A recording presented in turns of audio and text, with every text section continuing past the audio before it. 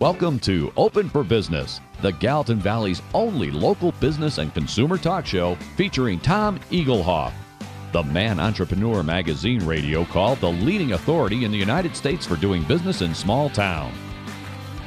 Here he is, speaker, author, small business consultant, and Mrs. Egelhoff's favorite son, Tom Egelhoff.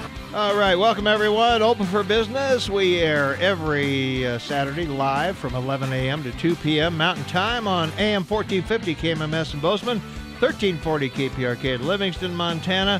If you'd like to be a part of the big broadcast, go to kmmsam.com and click Listen Live. The call-in number during the show, 406-522-TALK, 406-522-8255. I'm here, you're here. Let's get the show on the road. Let's get back to Open for Business on News Radio AM 1450 KMMS Bozeman. Lines are open at 522-TALK. That's 522-8255. Here he is. He's big, he's bad, and he's open for business. Tom Egelhoff. All right, 23 minutes for the top of the hour. It is Saturday, August 5th, 2017, and 69 degrees outside.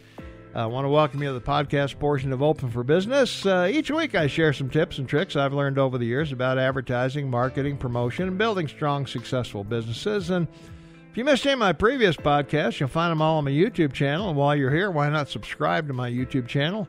And you'll never miss another weekly podcast. You'll also find a link to my podcast on my website that 3,000 people visit each day at smalltownmarketing.com. That's smalltownmarketing.com. Well, today's topic, we want to talk about what are your customers really thinking? What are your customers really thinking? So how many customers do you service in a year? For some companies, it might be only one or two, but for others, it could be thousands or even millions. But do you have any idea what or how they think? Now, some customers will never darken your door because some friend told them you're too expensive or you have a lousy service or inferior products. And what if none of that is true? How do you combat that kind of erroneous thinking? Well, there's an old axiom in business that says, exceed your customers' expectations. We've all heard that, right? Blow your socks off. Well, there's only one problem with that thought process. How are you going to blow their socks off the next time they come in, and the time after that, and the time after that? The short answer is you can't, at least not for very long. So what you need to do is learn how to give customers what they really want. Now, before you can give customers what they want, you have to explain to them what they want. And what do I mean by that?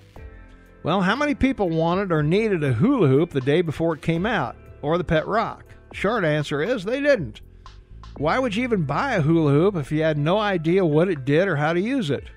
It's just a plastic circle until a kid steps into it and starts having fun. Marketing and advertising told customers that these products not only existed, but what they did, and that they were affordable and emotionally desirable. Customer service works the same way. Your marketing and advertising should clearly explain the level of service which your customers should expect when they walk in your door. Didn't McDonald's restaurants train us in how to use their facility to get fast food in record time? No tablecloths, no fine china, no waitresses, and they even taught us to clean up our own tables. So it's much easier to meet and from time to time exceed customer expectations if you've defined to them what you're going to provide them in advance, just like McDonald's. A Big Mac and fries is pretty much the same in Portland, Oregon as they are in Portland, Maine. So when you walk in the door, you know exactly what you're going to get. Now, how do we overcome those negative perceptions? Remember that friend I told you about earlier that said you were overpriced, had poor customer service, and inferior products? Well, how do you combat that negative? Well, one way is to use testimonials from satisfied customers in your marketing and advertising materials and your commercials. When you do that, it's really hard for the friend's assertions to hold water. The more known the subject in the testimonial is, the more weight that testimonial will carry. It's the reason Fortune 500 companies pay actors big bucks to be their spokesperson. The more positive your message is, the less fear and negative perception on the part of the customer. We all want to shop where there's a perception that will be treated well. Customers make decisions based on emotion. How will this decision make me feel? So stress the things customers are looking for using emotion. Fear of loss is always more powerful than expectation of gain.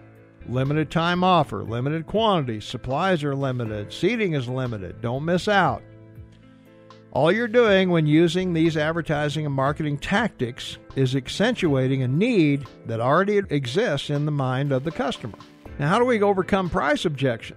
Well, there are two types of customers in the world. There are valid and invalid customers. If I'm having a sale on size 6 shoes and you're a size 7, you're not a valid customer for my product. So it's not a price issue yet. Now, suppose I have the same shoes in stock in the right size but not on sale. Then price competes with the emotion of the customer owning the shoes. Will the customer give up the sale price to have the shoes at the higher price? Or if my profit margin allows, I could adjust the price of the shoes and make the customer happy. So let's face it, customers are thinking only of themselves. What will make me happy? The right car, the right shoes, the right TV, the right trees in my front yard. Customers are thinking, how will this purchase make me feel?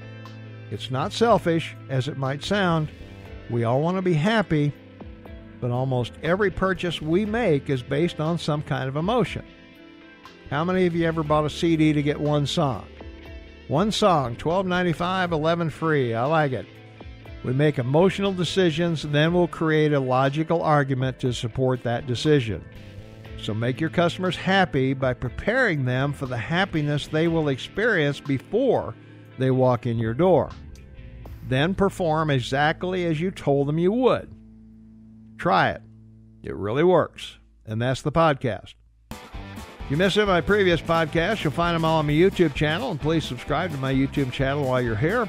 You'll also find a link to my podcast on my website. The 3,000 people visit each day at smalltownmarketing.com, smalltownmarketing.com. So tune in each Saturday, and let's build successful businesses together.